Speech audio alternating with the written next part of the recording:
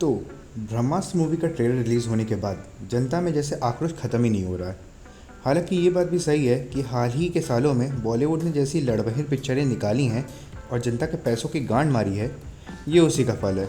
और काहे हेट ना करे, पैसा है, सब कमाते हैं, किसी के पेड़ थोड़ी लगाए घर में, हम भी कमाएंगे, बस चैनल चल जाए एक बार। लेकिन ये movie pre release hit deserve नहीं करती। मतलब बताओ यार, कितने साल बाद कुछ ओरिजिनल बन रहा है अपने बॉलीवुड में, इसका सपोर्ट करो यार। या तुम्हें शौक है नेपोटिज्म के लिए बनी रीमेक फिल्म्स देखने का, जो ज़्यादातर सेम फार्मूला फॉलो करती है? अगर नहीं यार तो तुम देव मानुष हो, और अगर हाँ तो लौड़ू, तुम जाकर पोगो देखो, ऑफेंड मत हो, वीडियो देखो। खैर, अब अगर इस ब्रह्मास्त्र मूवी को लोगों की नज़र में बॉलीवुड को रीबिल्ड करना है तो उसे क्या करना होगा, चलो गिन कर देख लेते हैं। लोगों का पहला क्रिटिसिज्म है कि स्टार कास्ट से मूवी भरी हुई है। तो यार, स्टार कास्ट कोई बहुत बड़ा इशू तो है नहीं। रणबीर और आलिया को अगर बुरे रोल में देखा है तो एक से एक सेक्सी रोल में भी देखा है, जैसे आलिया की राजी मूवी और रणबीर की ये जवानी है दीवानी। नागार्जुना सर तो हैं ही लाजवाब, बच्चन साहब के बचपन से चर्चे हैं, शाहरुख खान दिख जाए तो मज़ा ही आ जाए, और मोइनी रॉय, ये कौन है, इसको मैं जानता ही नहीं। द पॉइंट इज़, एक्टिंग कोई इशू नहीं है, ये सारे एक्टर इसलिए सर्वाइव कर पाए क्योंकि इनको एक्टिंग आती है। द प्रॉब्लम इज़ कि बॉलीवुड के ओरिजिनल राइटर्स ज़्यादातर मूवीज़ की राइटिंग चरस फूक कर करते हैं, using the same formula like biopic, remake, patriotism, social issues etcetera etcetera, using the same formula again and again, जिससे जादू वापस आ जाए।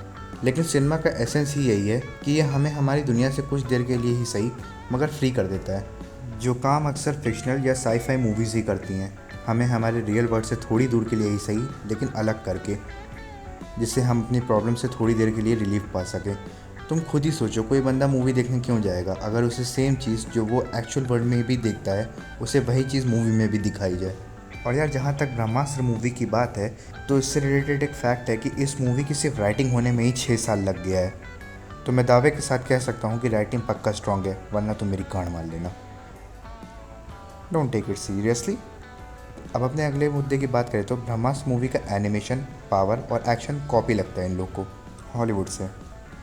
तो यार, एनिमेशन और वीएफएक्स स्टाइल पे किसी का कॉपीराइट तो है नहीं कि नहीं तुम मेरे जैसा वीएफएक्स नहीं कर सकते।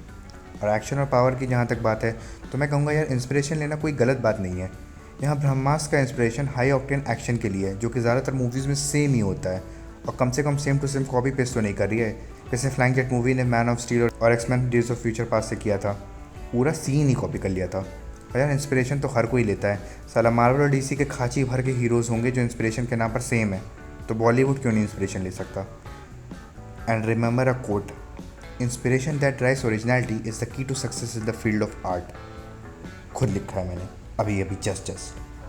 अगर ये मूवी इन दोनों चीज़ों को अच्छी तरीके से पुल ऑफ कर लेती है तो हॉलीवुड बच जाएगा। लेकिन अगर हमें फिर सेम फार्मूला, चाहे वो बॉलीवुड, तमिल इंडस्ट्री, मार्वल या डीसी का ही क्यों ना हो, पे बनी मूवी दिखती है तो जनता जो गांड मारेगी ना, बॉलीवुड भचक के चलेगा।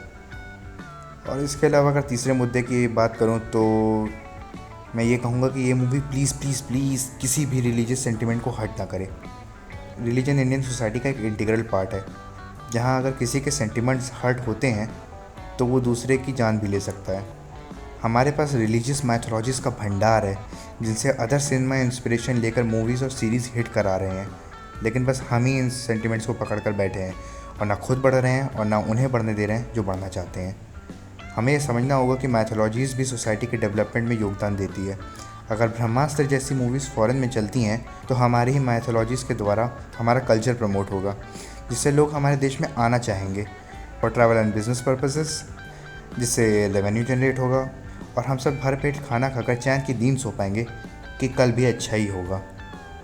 तुम्हें क्या लगता है, अमेरिका और जापान जैसे देश इतने आगे कैसे निकल गए टूरिज़्म में? वो ये बात समझ गए थे, और अब साउथ कोरिया और चाइना जैसे देश भी ये बात जानते हैं, और ज़रूर हम भी कभी समझेंगे, क्योंकि इवेंचुअली सब पेट का ही सवाल है।